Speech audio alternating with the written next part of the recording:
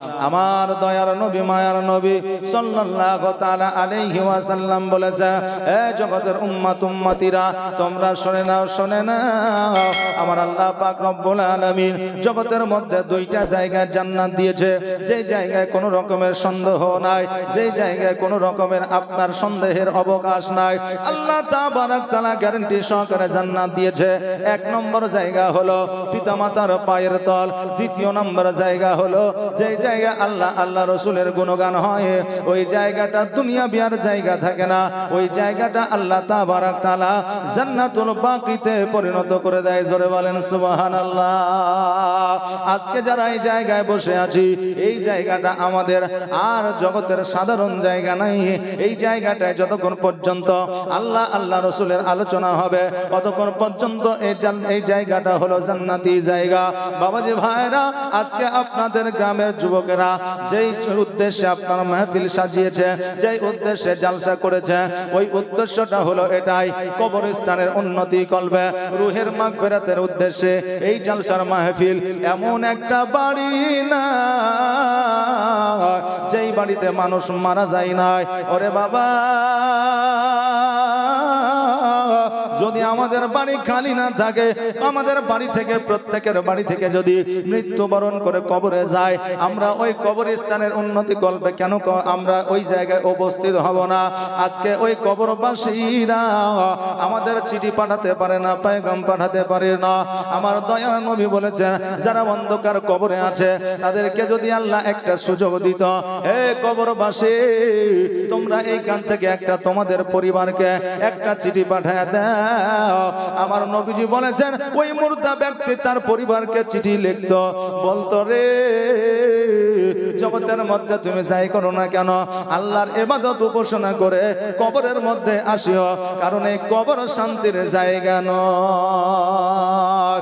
অনেক মা বোনেরা ভাইরা বাপজিরা আছে যারা বলে থাকে মরে গেলে শান্তি পাওয়া যাবে, বলে কি বলে না যে মরে গেলে শান্তি পাওয়া যাবে।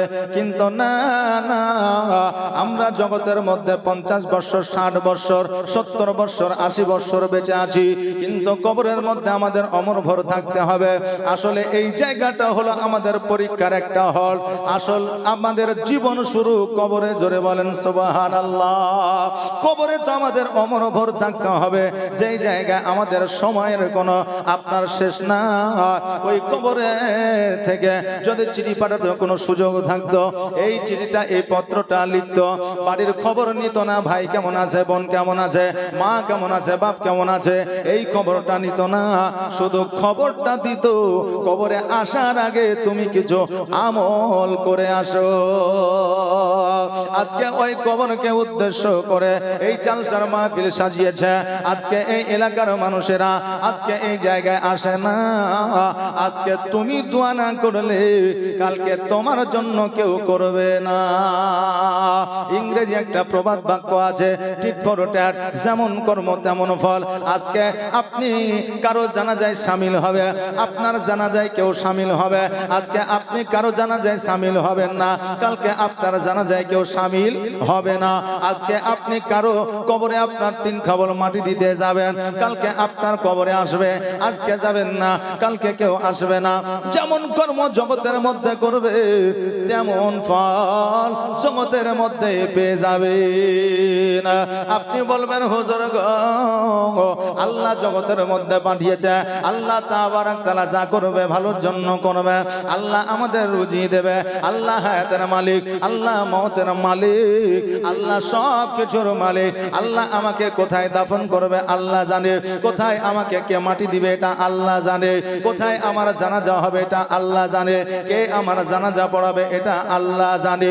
বাবাজি ভাইরা, আমার আল্লাহ তাবারক তাআলা আমাদের নসিবে যা কিছু লেখার লিখে দিয়েছে পরিবর্তন হবে না। কিন্তু আমার দয়ার নবী বলেছেন, তোমার কপালে যেটা, তোমার ভাগ্যে যেটা লেখা দেওয়া হয়েছে সেটা পরিবর্তন হবে না ঠিকই, কিন্তু আবারও পরিবর্তন হবে তোমার দোয়ার মাধ্যমে। জোরে বলেন সুবহানাল্লাহ। দুয়ার মাধ্যমে পরিবর্তন হবে।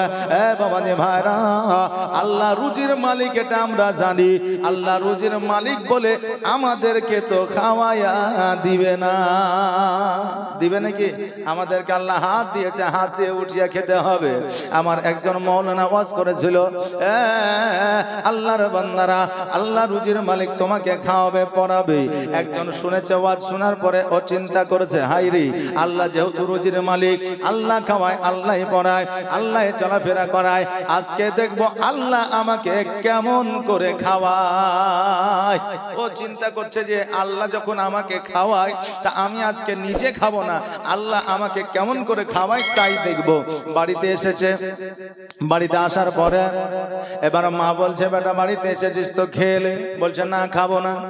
বলে কেন খাবি না? এমনি খাবো না। তারপরে আপনার একদিন অতিবাহিত হয়ে গেল, দ্বিতীয় দিন বলছে খেলে, বলছে খাবো না। বলে ক্ষুধার্ত অবস্থায় আর কতদিন থাকবি? বলে আল্লাহ তাআলা যতদিন আমাকে না খাওয়াবে। এবার বাবাজি ভাইরা, মা জননী সন্তানকে বারবার রিকোয়েস্ট করতেছে, কিন্তু সন্তান বলছে না, না খাবো না। মা যখন জোর করেছে, ওই সন্তান জঙ্গলে চলে গেছে। মা ওই বাড়ি থেকে খাবার নিয়ে জঙ্গলে গিয়েছে, বেটাকে খাওয়াবে। বেটা বলছে না, খাবো না।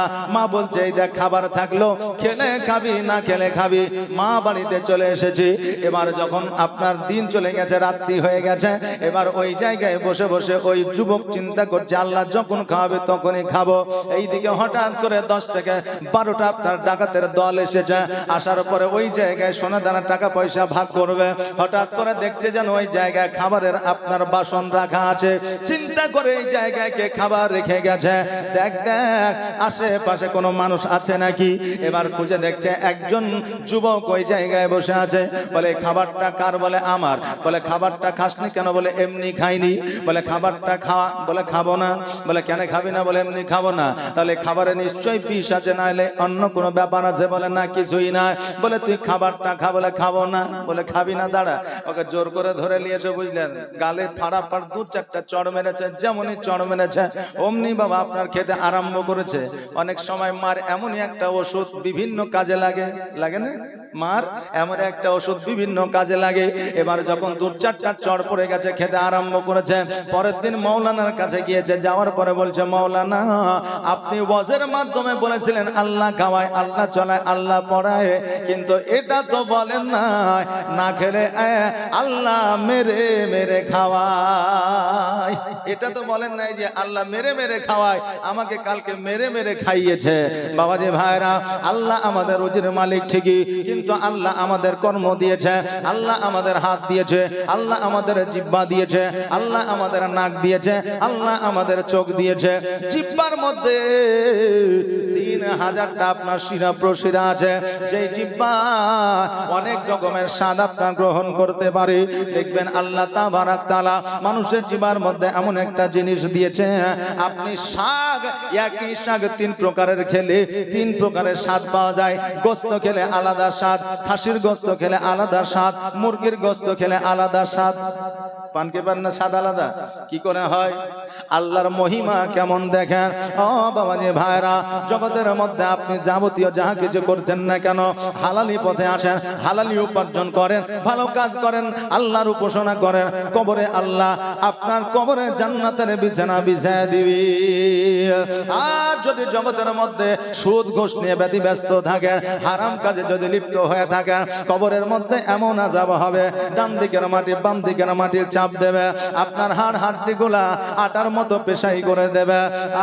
বাবা, ওই কবরে আপনার বিষাক্ত সর্প আসবে, আপনাকে দংশন করবে, আপনার শরীরটাকে ঝাঁঝরা করে দেবে। এত যন্ত্রণা সহ্য করা যাবে না রে বাবা। এই জন্য জগতের মধ্যে একটু ভালো কাজ করে জানা, যেই ভালো কাজ আল্লাহর দরবারে পছন্দনীয় হবে। আমার আল্লাহ তাআলা বলে, বান্দারে, তোমার একটা ভালো কাজ যদি আমার পছন্দ হয়ে যায়, ওই ভালো কাজটার জন্য আমি আল্লাহ তোমাকে জান্নাতবাসী করে দিব। জোরে বলেন সুবহানাল্লাহ। আজকে জগতের মধ্যে আমাদের কষ্ট করতে হয় না, যুদ্ধের ময়দানে যেতে হয় না, জিহাদ করতে হয় না, নিজের সন্তানকে কতল করতে হয় না, নিজের সন্তানকে শহীদ করতে হয় না, কিন্তু এমন একটা সময় ছিল যেই সময় ইসলামের জন্য জিহাদ করতে হয়েছে, যেই সময় ইসলামের জন্য প্রাণকে বাজি রাখতে হয়েছে, যেই সময় ইসলামের জন্য যুদ্ধের ময়দানে যেতে হয়েছে, যেই সময় চুরি করে আল্লাহর ইবাদত করতে হয়েছে, যেই সময় ইবাদত করতে গিয়ে কাফেররা যদি দেখেছে পাথরের আঘাত করেছে, এত কষ্টের মধ্যেও আল্লাহর ইবাদত উপাসনা করেছে, এখন বর্তমানে আমাদের কিছুই করা লাগে না, বর্তমানে যুদ্ধের ময়দানে যেতে হয় না, নামাজ পড়লে কেউ পাথরের আঘাত করে না, এখন মসজিদে এসি লাগায় দেওয়া হচ্ছে, বান্দারে তোরা ইবাদত কর। এসি থাকার পরেও মোরা মসজিদে যাই না। বাবার ভাড়া জগতের মধ্যে এমন একজন কাফের ছিল যার নাম ইতিহাসের পাতায় জলজল করে, যার নাম আমরা বিভিন্ন জায়গায় শুনেছি, যার নাম হলো ফেরাউন। এই ফেরাউনের সর্বপ্রথম একটা ব্যবসা ছিল, যেই ব্যবসাটা ছিল তরমুজের ব্যবসা। দেখেন না রোজার মাসে আপনার তরমুজের দাম বেড়ে যায় নাকি বলেন, আবার বিক্রিও খুব বেশি হয়, যদি লাল না হয় ইনজেকশনের দ্বারা দিয়ে আপনার লাল করে দেয়, বলে যত খুশি খা, আর ডায়রিয়া হয়ে হাসপাতালে গিয়ে ভর্তি হয়। বাবা আজকে আমরা এই তরমুজ নিয়ে ব্যতিব্যস্ত, কিন্তু এই তরমুজের ব্যবসা ছিল মূলত ফেরাউনের। এই ফেরাউন তরমুজের ব্যবসায় কত রকমের কারসাদি করেছে, কারসাদি করার পরে কত মানুষের সঙ্গে চিটারি বাটপারি করেছে। এই ফেরাউন মানুষের প্রতি অত্যাচার শুরু করে বাদশাহীর পদ নিয়েছে, বাদশাহী পদে আসার পরে মানুষের প্রতি অত্যাচার শুরু করেছে। মানুষের প্রতি অত্যাচার শুরু করার পরে ওই আপনার নিজেকে খোদাই দাবি করেছে। জগতের মধ্যে যতই পাপ করেন না কেন আল্লাহ তাবারক তাআলা জগতের মধ্যে তার বিচার কিছু করে দেয়। দেখবে জগতের মধ্যে আপনি কারো হালাল, কারো টাকা মেরে খাবেন, কারো পয়সা মেরে খাবেন, আল্লাহ আপনাকে এমন একটা রোগ দিবে, আল্লাহ এমন একটা আপনাকে বালা দেবে যে যত টাকা মেরেছেন তার চাইতে 1000 গুণ বেশি টাকা ডাক্তারের কাছে চলে গেছে। আপনি মনে করেন যে এটা তো আমি নিজের টাকা খরচা করছি। বাবাজি ভাইরা জগতের মধ্যে পাপ করবেন, জগতের মধ্যে আল্লাহ এমন কিছু শাস্তি দিয়ে দেবে আপনার ওই গুনাহ থেকে কিছু গুনাহ ঝরে যাবে। ফেরাউন যখন আল্লাহ নিজের খোদাই দাবি করলো, মানুষ যেন ব্যতিব্যস্ত হয়ে গেল, তার অত্যাচার সহ্য করতে পারে না। আল্লাহ দরবারে দোয়া করে, আল্লাহ গো আজকে এই ফেরাউনের অত্যাচার থেকে কেমন করে বাঁচা যায়, এই ফেরাউনের অত্যাচার থেকে কেমন করে আরাম পাওয়া যায়। এবার প্রত্যেকটা মানুষ যেন হাহাকার শুরু করে দিল, গ্রামের মধ্যে যেন কোনো শান্তি নাই, শহরের মধ্যে যেন কোনো শান্তি নাই, যেন সর্বদা সর্বসময় যেন হাহাকার লেগে থাকে। ওই ফেরাউন রাত্রি বেলায় বিছানায় শুয়ে আছে, হঠাৎ করে স্বপ্নের মাধ্যমে দেখছে যেন সিরিয়ার দিক থেকে মিশরের দিকে যেন একটা আলো যেন এসেছে। আলো আসার পরে জ্যোতি এসেছে, জ্যোতি আসার পরে তার রাজপ্রাসাদকে যেন পুড়িয়ে দিয়েছে, তার রাজপ্রাসাদকে যেন জ্বলিয়ে দিয়েছে। সকাল বেলায় যখন ঘুম ভেঙে গেল, ঘুম ভেঙে যাওয়ার পরে তার কাছে নিকটতম যারা পুরোহিত ছিল তাদের কাছে গিয়ে স্বপ্নের কথাটা বলল। স্বপ্নের কথাটা যখন বলল, তারা স্বপ্নের বর্ণনা করলো, তারা স্বপ্নের ব্যাখ্যা দিল যে আমাদের ফেরাউন, আমাদের প্রভু আজকে যে নূরটা, যে আলোটা, যে জ্যোতিটা আপনি দেখেছেন, ওই জ্যোতিটা আপনার ধ্বংসের পর আপনাকে ধ্বংস করার জন্য আসবে। বলে কেমন করে ধ্বংস করবে? বলে শোনে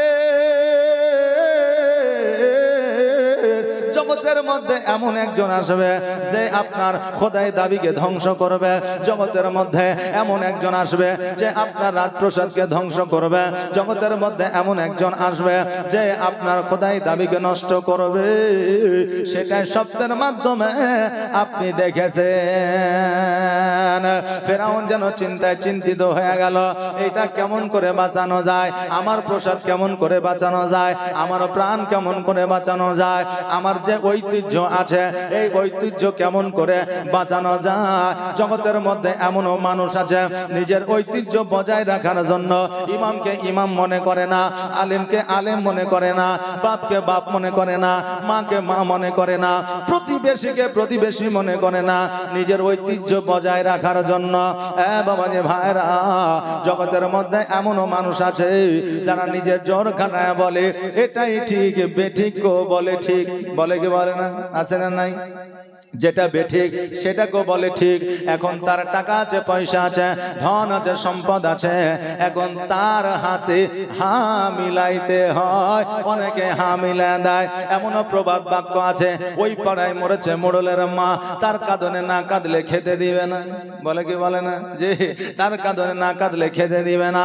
এখন টাকা এমনই একটা জিনিস, বর্তমানে আমাদের এলাকায়, আপনার এলাকায়, সারা পশ্চিম বাংলায় কেন সারা পৃথিবীর মধ্যে মায়ের সঙ্গে সন্তানের মিল নাই, সন্তানের সঙ্গে মায়ের মিল নাই, স্ত্রীর সঙ্গে স্বামীর মিল নাই, স্বামীর সঙ্গে স্ত্রীর মিল নাই। বলবেন কেমন করে? এখনো মাকে জিজ্ঞাসা করেন, মা গো তোমার তো 4টা সন্তান, বলো বলো তোমার 4টা সন্তানের মধ্যে কাকে বেশি ভালোবাসো? মা বলবে 4টাকে জন্ম দিয়েছি আমি, 4টাকে সমান ভালোবাসি। কিন্তু না না না, দেখবেন কোন কোন মা ছোট সন্তানকে বেশি ভালোবাসে, কোন মা বড় সন্তানকে বেশি ভালোবাসে, কোন মা মেজ সন্তানকে বেশি ভালোবাসে। এরকম আছে না নাই? এই আছে না নাই? আছে। কোন সন্তান, কোন মা সন্তানকে বেশি ভালোবাসে, সন্তানের মধ্যে কম বেশি ভালোবাসা অবশ্যই আছে। তবে এখন বর্তমানে দেখবেন যে সন্তান বেশি উপার্জন করে তার সন্তানকে, অর্থাৎ তার পোতা পুতিনকে বেশি লালন পালন করে, আদর যত্ন করে।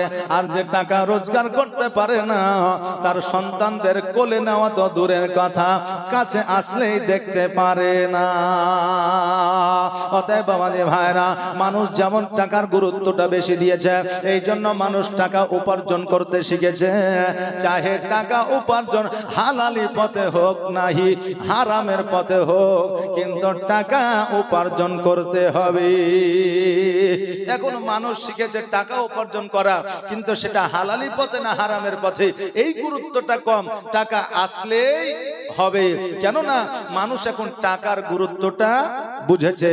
ঐতিহ্য বজায় রাখার জন্য ফেরাউন চিন্তা করে কেমন করে একে ধ্বংস করা যায়। হামানের কাছে গেল, হামানের কাছে যাওয়ার পরে পরামর্শ নিল।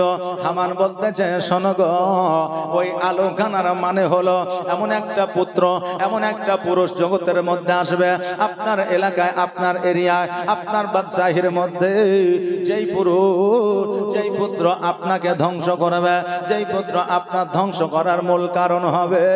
এবার বলল কবে আসবে, কোন দিনে আসবে? বলে একটা রাত আছে, ওই রাতে কোন স্বামী স্ত্রীকে মিলন করতে দেওয়া যাবে না, কোন স্বামী স্ত্রীকে একত্রিত রাখা যাবে না। ওই সময়, ওই রাত্রিতে যদি কেউ মিলন হয়ে যায়, ওই রাত্রিতে স্বামীর কপাল থেকে স্ত্রীর উদরে আসবে। অতএব উদরে আসার পরে যেই সন্তান জন্মগ্রহণ করবে, ওই সন্তানই আপনার দুশ্মন হবে। এবার ফেরাউন বলল, তাহলে কি করা যায়? বলে একটা কাজ করো, বলে সেই রাত্রিতে যত আপনার প্রজা আছে, যত পুরুষ আছে, সকলকে দূর প্রান্তরে একটা ফাঁকা ময়দানে তাদেরকে রেখে দেয়, আর নারীদেরকে বাড়ির মধ্যে রেখে দেয়।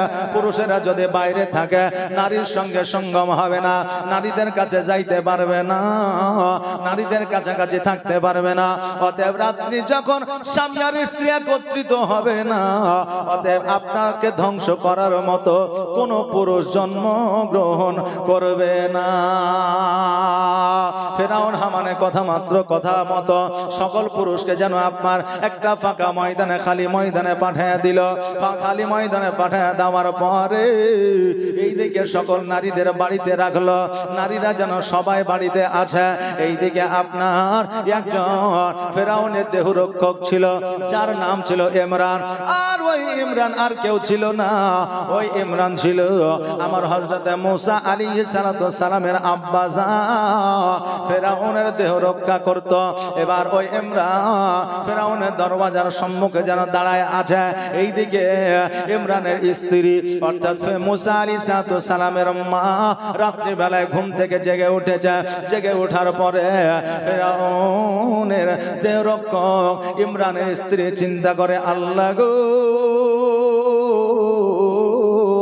আমার স্বামী তো বাড়ি আসলো না, অতএব আমার স্বামী বাড়ি না আসলে আমি যে থাকতে পারি না। আমার স্বামী যদি আমার কাছে না আসে আমার যে রাত্রি অতিবাহিত হয় না। অতএব আল্লাহ, এখন আমি কি করব? রাত্রি যেন আপনার মধ্যরাত্রি হয়ে গেছে, স্বামীর দিকে আপনার তাকায় আছে, স্বামী যেন বাড়িতে আসে না। এবার যেন ওই ইমরানের স্ত্রী যেন ফেরাউনের রাজপ্রাসাদের দিকে এগোতে আরম্ভ করলেন। রাজপ্রাসাদে যাওয়ার পরে দেখছে যেন আপনার সবাই ঘুমায় আছে, একমাত্র তার স্বামী জেগে আছে। স্বামীর কাছে গেল, যাওয়ার পরে পাশে বসে যেন আপনার কথাবার্তা আরম্ভ করলেন। কথাবার্তা যখন শুরু হয়ে গেল, এইদিকে মুসা আলাইহিস সালামের আব্বাজান অনেকদিন যেন আপনার বাড়িতে যায় না, আপনার রাজপ্রাসাদের ডিউটিতে ছিল। এইদিকে বিবিও কোনোদিন আসে না, সেই দিন রাত্রিতে চলে এসেছে। এবার আসার পরে স্বামী আর স্ত্রীতে যুক্তি করলো, আজকে সবাই যেন সৈন্যরা ঘুমায় আছে, আমি যার দেহ রক্ষক, যার আমি দেহ রক্ষা করি, সেও তো ঘরের মধ্যে আরাম করতেছে। চলো বিবি রে, আমি আবার কবে বাড়ি যাব, তুমি আবার কবে আসবে? আসো। আল্লাহর সবচাইতে বড় নিয়ামত জগতের মধ্যে দিয়েছে স্বামী আর স্ত্রীর মিলন। চলো আমরা আর দেরি না করি, আমরা মধুর সময়টা আমরা অতিবাহিত করি। সবাই যেন ঘুমায় আছে, স্বামী আর স্ত্রী যেন আপনার আলাদা হয়ে গেল। এবার আলাদা হয়ে যাওয়ার পরে তাদের মধ্যে একটা সম্পর্ক হয়ে গেল। সম্পর্ক হয়ে যাওয়ার পরে এবার বিবি যেন বাড়িতে চলে আসলো, ইমরান স্বামী ওই জায়গাতেই থাকলো। ফেরাউন মনে করলো আজকে কোনো স্বামী আর স্ত্রী একত্রিত হতে পারে না, কিন্তু আল্লাহ তাবারাক তাআলা যে যার মাধ্যমে আমার মুসা আলাইহিস সালামকে পাঠাবেন তার সঙ্গে সম্পর্ক হয়ে গেল, এটা জগতের কেউ জানতে পারলো না। আল্লাহ যেটা চায় মানুষ হাজারো চেষ্টা করলে সেটা বাধা দিতে পারবে না, আর আল্লাহ যদি না চায় মানুষ হাজারো চেষ্টা করলে সেটা তৈরি করতে পারবে না। এইভাবে আপনার রাত্রিটি অতিবাহিত হয়ে গেল, দিনগুলো অতিবাহিত হয়ে যায়। হঠাৎ করে দেখতেছে যেন রাত্রিবেলায় আকাশের মধ্যে একটা বড় আপনার নূর দিয়ে, বড় একটা আলো দিয়ে চন্দ্র আপনার তারা উঠে গেছে। তারাটা যখন জলজল করে দেখা যায়, হামান ছুটতে ছুটতে আসিয়া ফেরাউনের কাছে উপস্থিত হয়েছে। ফেরাউনকে আসিয়া বলতেছে, এই আমাদের বাদশাহ, আজকে আপনি যে আইন জারি করেছিলেন, আইন চালু করেছিলেন, ওই আইন তো আমাদের কাজে লাগেনি। বলে কেমন করে বুঝলে? বলে দেখেন গো, আজকে আকাশের উপরে যে তারাটা উঠেছে, ওই তারাটায় বলতেছে জগতের মধ্যে স্বামী আর স্ত্রী মিলন হয়ে গেছে। আল্লাহ তাবারাক তাআলা যে পয়গম্বর, যে রাসূলকে জগতের মধ্যে পাঠাবে, তাকে কারো না কারো কোন মহিলার উদরে পাঠায় দিয়েছে। এই চন্দ্র আকাশের তারা দেখে বোঝা যায় তারা বাবা সেই আমলের জ্ঞানী গুণী মানুষ ছিল, তারা স্বপ্নের ব্যাখ্যাকারী ছিল। এবার ফেরাউন বলল, তবে কি করা যায়, এটা কেমন করে রদ করা যায়? হামান বলল, শোনো গো, আজকে ওই পুত্রের কাছ থেকে আপনি যদি রক্ষা পেতে চান, যারা পুত্র সন্তান জন্ম দেবে প্রত্যেকটা পুত্রকে শৈশবকালে আতুর ঘরে তাদেরকে কতল করে দেওয়া হোক। ফেরাউন বলল, যদি কতল করে দিই আমার রাজপ্রাসাদ কি টিকে যাবে? বলে হ্যাঁ। বলে আমার রাজত্ব কি থেকে যাবে? বলে হ্যাঁ। বলে ঠিক আছে, আজকে থেকে আইন জারি হয়ে গেল। এক একটা মহিলাকে ডাকা হলো, এক একটা মহিলাকে দায়িত্ব দেওয়া হলো। বলে শোনো রে, প্রত্যেকটা বাড়িতে বাড়িতে যাইবা, আর লক্ষ্য রাখবা, যেই বাড়িতে পুত্র সন্তান জন্ম নেবে আমাকে খবর দিবা, তার জন্য তোমাদের পুরস্কৃত করব। আর ওই পুত্র সন্তানকে আমার সৈন্যরা গিয়ে কতল করে আসবে। দেখবেন বাবাজি ভাইরা, আপনার যদি কোনো দুশমন থাকে, আপনার ওই দুশমন আপনার খবর ডাইরেক্ট নিতে আসবে না, কাউকে না কাউকে আপনার সঙ্গে লাগাবে, কারো না কারো মাধ্যম নিবে। আজকে জগতের মধ্যে আপনার প্রতিবেশী দুশমন নয়, আজকে জগতের মধ্যে বাইরে কেউ দুশমন না, আজকে বেশিরভাগে দুশমন হলো নিজের পরিবারের মধ্যে। কারণ হইল জ্ঞানী গুণীরা বলেছে, বাইরের দুশমন হলে যুদ্ধ করে তার সঙ্গে পরাজয় করা যায়, বাইরের যদি দুশমন হয় তার সঙ্গে মারামারি করা যায়, বাইরের যদি দুশমন হয় তাই ওই যুদ্ধে জয়লাভ করা যায়, কিন্তু নিজের পরিবারের মধ্যে যদি দুশমন তৈরি হয়ে যায়, কিয়ামত পর্যন্ত ওই যুদ্ধ থামানো সম্ভব নয়। ও বাবাজি ভাইরা, এবার প্রত্যেকটা মহিলাকে যেন এই ডিউটি দেওয়া হলো, যেই বাড়িতে যেই পরিবারে পুত্র সন্তান জন্মগ্রহণ করে, এই ফেরাউনের লোকেরা যাইয়া ওই পুত্র সন্তানকে যেন বাবা আপনার কতল করে দিয়ে আসে, জগৎ থেকে তাদেরকে বিদায় দিয়ে দেয়।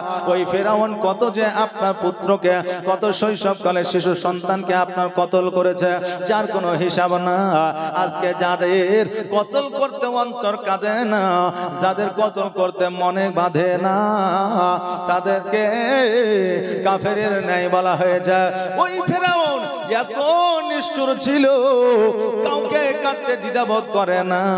এবার যখন বাবারা প্রত্যেকটা বাড়িতে পুত্র সন্তান জন্ম নিলে তাদেরকে কতল করে দেওয়া হয়, এইদিকে মুসা আলাইহিস সালামের মা চিন্তা করে, আল্লাহ গো, আজকে আমার আমার গর্ভে পুত্র আছে না কন্যা আছে, এটা তো আমি বলতে পারবো না, জানি না, তবে পুত্র যদি হয় আমার সন্তানকে কতল করে দেবে, আর আমার সন্তানকে যদি কতল করে দেয় আমি সহ্য করতে পারবো না।